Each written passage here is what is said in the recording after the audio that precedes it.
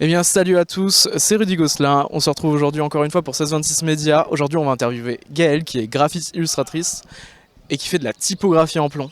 1626 Médias. Apprendre Transmettre. et construire. Oui, voilà, je suis graphiste illustratrice et typographie en plomb, donc avant l'ordinateur. Alors, mon activité principale, ça dépend pas mal des périodes, mais étonnamment, pour l'instant, c'est la typographie en plomb. Parce que je travaille donc au musée typographique de Saint-Lô. Oui, nous avons un musée typographique à Saint-Lô. En fait, c'est un musée privé, mais qui retrace donc l'histoire de la typographie depuis Gutenberg jusqu'à l'arrivée de l'offset, en fait. Et l'illustration aussi principale, et le graphisme un peu moins, malheureusement, pour l'instant. Ah, la typographie en plomb. Et bah du coup, c'est vraiment la typographie à l'époque de Gutenberg, c'est-à-dire que ce sont des petits caractères mobiles en plomb, en fait, qui sont des moulages, des lettres qu'on met les uns à la suite des autres pour imprimer. Et ben du coup, c'était utilisé dans tout ce qui était les médias imprimés avant, en fait. C'est vrai que maintenant, quand on a un ordi, on se dit que c'est extrêmement simple. On tape une lettre et automatiquement elle arrive. Si on veut changer de la taille, etc., ça se fait tout seul. Mais à l'époque, c'était pas comme ça. C'était vraiment tout était fait, les affiches, les livres, tout était fait en typographie plomb. Alors ça, j'ai eu la très très grande chance de faire un service civique à Bourges, donc dans un atelier typographique qui s'appelle les 1000 univers. Et donc en fait c'est un atelier typographique où, disons, la typographie et le livre, bon, tout le monde est passionné là-bas, mais c'est surtout un prétexte en fait à faire du lien, à faire se rencontrer les gens de préférence de différents milieux, à donner confiance aussi à des jeunes en difficulté ou à des personnes âgées qui se sentent isolées, etc. Et donc voilà, je l'ai découvert comme ça un peu, initialement comme un prétexte un peu, j'en avais jamais fait, je connaissais l'histoire parce qu'on l'étudie en graphisme, mais je pensais pas avoir l'occasion comme ça d'en faire vraiment. Alors en ce qui concerne le graphisme, j'ai une nette préférence pour tout ce qui est graphisme imprimé en fait.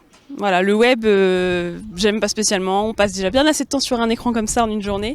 Donc voilà, j'aime pas spécialement et je serais incapable de faire un site web pour quelqu'un.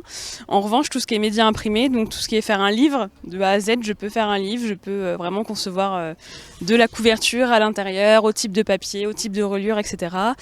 Ça peut être aussi donc des affiches, des logos, enfin tout ce qui est design de marque, on appelle ça, pour les gens qui font qui font un magasin par exemple ou qui ont une marque à créer en fait. Donc c'est tout ce qui est identité visuelle, choix des couleurs, des typos, etc. Alors mes études n'existent actuellement plus, elles ont déjà changé, mais donc en fait j'ai fait un bac littéraire à Le Verrier, voilà. J'ai eu la grande chance d'avoir du coup Monsieur Dufour comme prof d'art plastique et ça c'était une bonne chose. Voilà. Après j'ai fait donc une mise à niveau en art appliqué, ce qui est l'équivalent d'une prépa en fait en graphisme, parce qu'on ne peut pas accéder aux études d'art appliqué sans avoir fait soit le bac art appliqué, ça s'appelle STD2A, soit voilà une mise à niveau.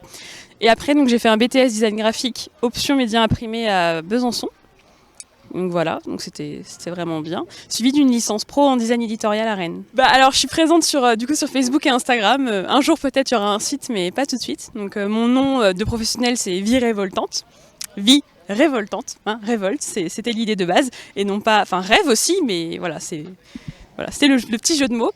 Et donc ouais, idéalement moi j'aimerais bien donc développer tout ce qui est illustration. Enfin j'essaie en fait de faire en sorte que, on va dire, le graphisme soit cohérent avec on va dire la société actuelle et enfin voilà, faire du graphisme purement mercantile pour un objet qui va durer 5 semaines et qu'on va acheter, c'est pas l'objectif quoi. J'essaie plutôt d'en faire quelque chose de durable. Eh bien merci, vous pouvez nous retrouver sur 1626 Médias, la chaîne YouTube consacrée à la mission locale. C'était Rudy Gosselin pour l'interview de Gaëlle, typographiste en plomb, graphiste et illustratrice. À très bientôt sur le 1626 Médias.